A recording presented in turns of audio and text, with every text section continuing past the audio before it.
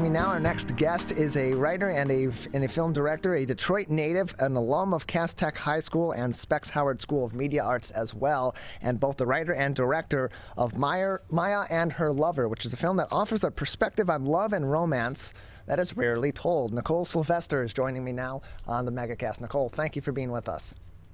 Thank you for having me, Tyler. Appreciate having you on. So before we get into talking about Maya and Her Lover, give us a little bit of information on your background and what inspired you to go into media, and then from going into media to transition your focus to be specifically in filmmaking. So I, like as you mentioned, grew up in Detroit, Michigan, and I always had an interest in entertainment. I initially thought that maybe I was going to write plays. I wasn't so much exposed to production for making movies as I was to theater when I was growing up. But once Spike Lee came on the scene, that really kind of sparked my interest in wanting to make movies. And Specs Howard is a broadcasting school, or at least it was a broadcasting school in Michigan when I lived there. And that was the closest thing to movie making as far as education that I could find locally. So I went to Specs Howard, loved it. And that got me into the door in cable. So I started off as a producer and director in local cable programming, but movies was just always what I wanted to do. So I spent a lot of time reading books, watching the behind the scenes for movies, listening to the commentary track on DVDs, by the directors, and anything that I could do to just kind of be around movies, because that was the ultimate goal. And then at a certain point, I realized that staying in Michigan at that time wasn't going to help me get to that goal. This was long before we had incentives, and there were very few movies being made in Michigan. And so I moved to New York in order to kind of move forward in that path of making movies. And so for you, with all the education you had in media arts and in filmmaking, and of course the early portions of your career taking a leadership role in producing live and pre-produced programs on local cable, what part of that education informed the way that you approach your filmmaking and your art, but also the process of producing that art in a way that is of high quality and something that people are going to want to not only watch, but that others are going to want to get behind promoting and get behind supporting the production of? So I started off in, like you said, in local cable. And local cable is not a unionized shop. Yeah. So in local cable, you can do everything. You can do camera, you can be a TD, you can direct, you can produce. And I loved being able to have that hands-on training that local cable allowed me to have.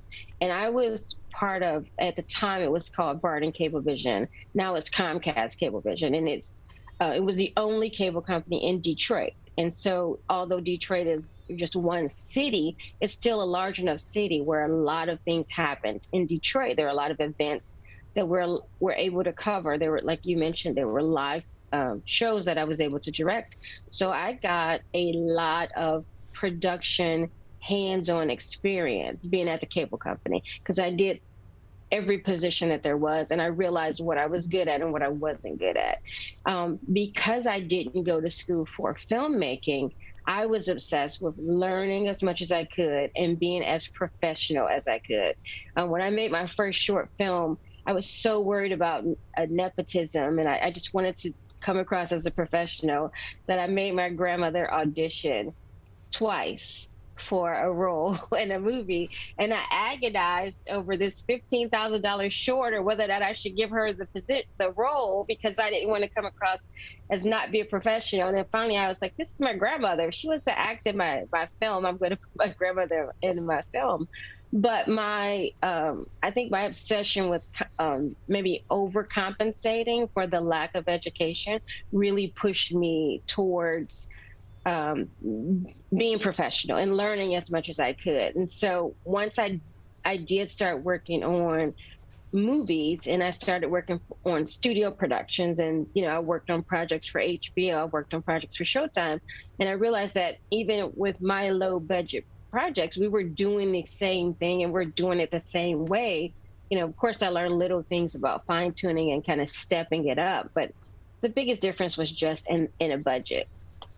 We're joined by Nicole Sylvester, writer and director of the film Maya and Her Lover, joining us on the MegaCast. Of course, Maya and Her Lover currently available on all digital platforms and actually already receiving some critical acclaim, receiving the Fan Favorite Award at the 2021 American Black Film Festival. And so, Nicole, I want to give you some time, of course, to talk about Maya and Her Lover. Tell us about this film and what makes this such a special story.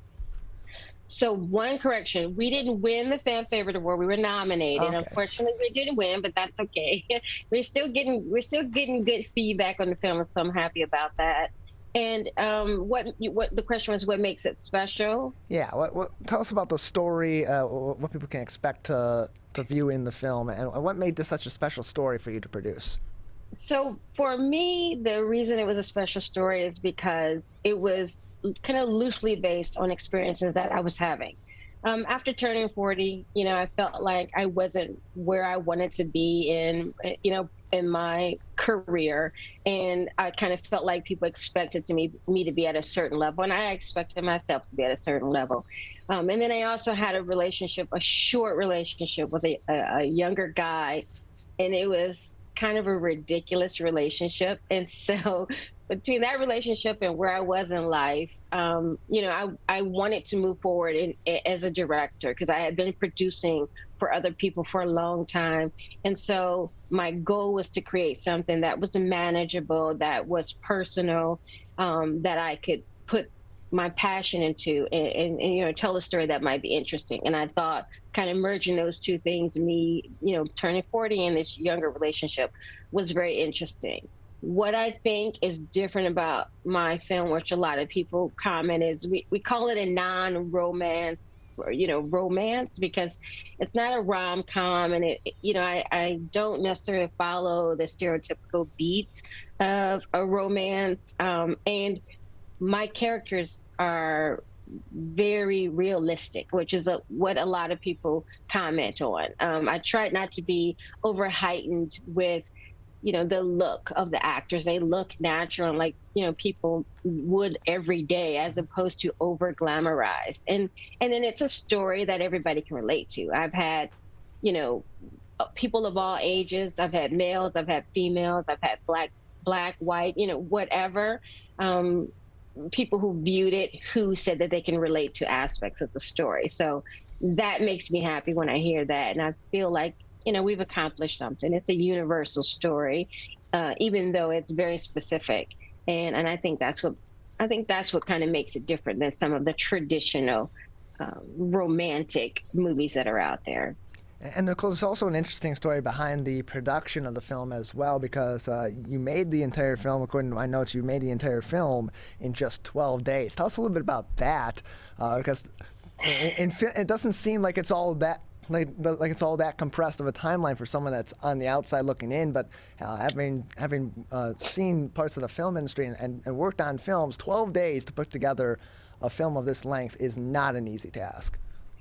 It's not an easy task, and it's funny because, again, like you said, I'm also the producer and the director of this project. And while we were on set, I would be the one rushing everybody, and my DP would say, "I've never seen a director, that's just so ready to move on."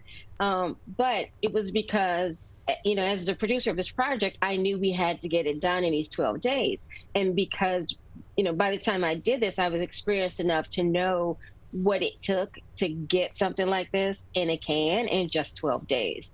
And so it was really grueling. It was done in my apartment. We honestly ended up with a lot more takes than I thought we would be able to get. But I just kind of hustled, and we didn't do any more than the average 12-hour day. I don't even think we went over, because it was such a small, intimate production, such a low budget. I didn't want to stress out the crew any more than we were already stressed by having these crazy long days. So we didn't do that. It was a challenge, but again, based on my experience, I was able to kind of wrangle the team together and kind of get us to that finish line. We're joined by Nicole Sylvester, the writer, producer, and director of Maya and Her Lover, available currently on many digital platforms. Nicole, can you give us a little overview of where people, if they're interested in viewing this film by one of our great local filmmakers, if they'd like to view the film, where can they see it? Well, thank you for calling me great. You can see it on Amazon. You can see it on iTunes. It's on Apple TV, Xbox, Dish. Any place you might rent or purchase movies, it's available there. And then any future projects that are ahead that people can keep aware of if they want to watch more of your films in the future? Yeah, I'm actually in the process of developing a couple of projects. One is a coming-of-age story about a young girl, and this is a true story about a woman who lived in Michigan who was from Pontiac at the time, where she was a teenager and it just kind of full of angst in her household, and she ran away to meet Rick James, and ultimately did meet Rick James. So I have that I'm developing, and then a couple of the projects that I hope to be able to bring to fruition between this year and next. Well, Nicole, thank you so much for joining us, telling us about your career, about Maya and Her Lover, and about some of the projects that are coming up in the future that you're working on. Thank you very much. All right. Thank you.